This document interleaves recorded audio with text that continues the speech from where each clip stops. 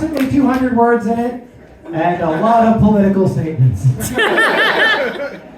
Up next, I'm going to adjust this mic back up to a height per person, because now we have done our geography, we have gone around the world, we're going to stay a little closer to home, and the critters that live next to us, and learn a little bit about Canadian ecology from our own expert, Irwin. Welcome, Irwin, everyone! Hello, everyone. Hello. No, that's good. I'm going to put this right here. That's the most workout I've got all day. Hello. Yes, like was said, my name is Irwin. I'm a short Canadian naturalist, and I'm here to teach you a little bit about some of the fascinating animals that call Canada home. Here we go. Tonight's guest is an infrastructure engineer. So that's someone whose job it is to make city spaces better and more sustainable.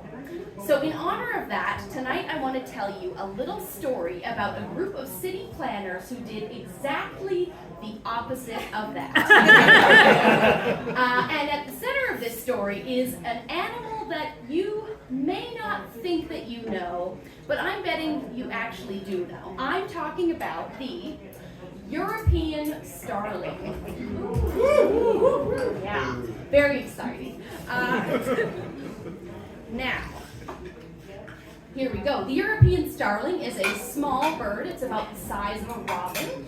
It's dark in color, but it's got this sort of purplish, greenish, bluish, iridescent hue.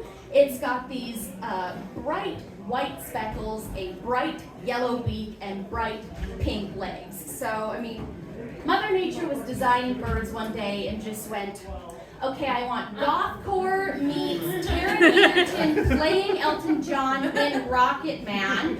Make it happen, people. The scientific name of the European starling is Sturnus vulgaris, which is Latin for common starling. Now we call it a European starling because it's not from here, it's from Europe. And animals that come here from different countries are what's known as introduced or exotic species. And they make their way to Canada through a variety of different means. So some of them are introduced completely accidentally, like how the zebra mussels in the Great Lakes hitched a ride over in cargo ships. Some of them are brought over purposely, and then they later accidentally escape into the wild, like Pablo Escobar's cocaine nipples. And some of them, like the European starling, are brought over by Shakespeare fanboys who were given entirely too much authority to decide what goes on in North American ecosystems. Yeah. Let me explain. Back at the turn of the century of the 20th century, there existed an organization known as the American Acclimatization Society. This was a group of rich white assholes who decided that it was their life's purpose to introduce from Europe to North America such varieties of the animal and vegetable kingdom as to be useful or interesting. And they decided that this meant they had to introduce every species of bird mentioned in the works of William Shakespeare. So, in 1870, they introduced a small flock of starlings to Central Park, which promptly died. So a few years later, they introduced a larger flock of starlings to Central Park, which promptly died. And then, in 1890, instead of going, maybe forcing birds to live according to our whimsical literature-based ecological restructuring system is a bad idea, they decided to give it one more go. And this time, the group of 100 European starlings successfully established itself, and now there are over 200 million European starlings living in North America.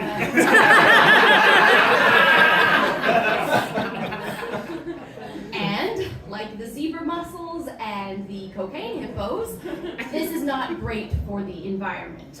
Starlings are very aggressive and competitive birds. They will kick native birds out of their nests, move in, and establish starling-exclusive colonies. And because they like to nest in hollowed-out cavities, they will stuff themselves into attics and downspouts and eaves troughs and dryer vents, and if there wasn't already enough of a housing crisis in Toronto, you may have to worry about a starling gentrifying your barbecue. And starlings are very social animals. They like to gather in very large flocks called murmurations, which can include hundreds, thousands, or even millions of birds at a time. And like a flamboyant flock of locusts, a big group of starlings has a big appetite. So they will eat fruit and grain and cattle feed and other crops, and it is estimated that they cost the agricultural industry around $600 million per year, which makes starlings the second most destructive environmental pest after Doug Ford. When they aren't beating up other birds and taking their lunch money, you can generally find starlings hanging out pretty much anywhere in the city. They're nesting on rooftops, they're perching on wires, and they're usually making a whole lot of racket. These birds have a whole repertoire of whistles and warbles and squeaks and squawks that are pretty hard to miss, which is why I think, maybe if you don't think you've seen a European starling, I'm betting that you've probably heard one, because they sound a little bit like this.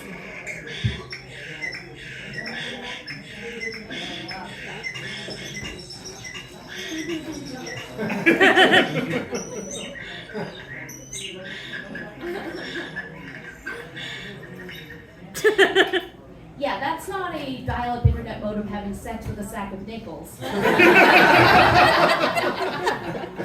That's a European starling. I do have to give it to them a little bit, because despite making an awful lot of racket, starlings are actually quite gifted at mimicry. So they can copy the sounds made by other birds, other animals, and even man-made objects. Mozart actually owned a starling that could memorize and recite portions of the songs that he composed, which is like the 18th century equivalent of handing out your demo tape on the street. There are even some starlings that are raised by people that have learned to mimic human speech. I am not joking. There are even one sadistic starling owner decided to teach their bird how to say European starling over and over like a sad real-life Pokemon. European starling. Whoa. European starling. Yeah, I am telling you, we are just a backwards cap and pocket dimension Pokeball technology away from capturing these animals and making them battle each other in the streets. It is what William Shakespeare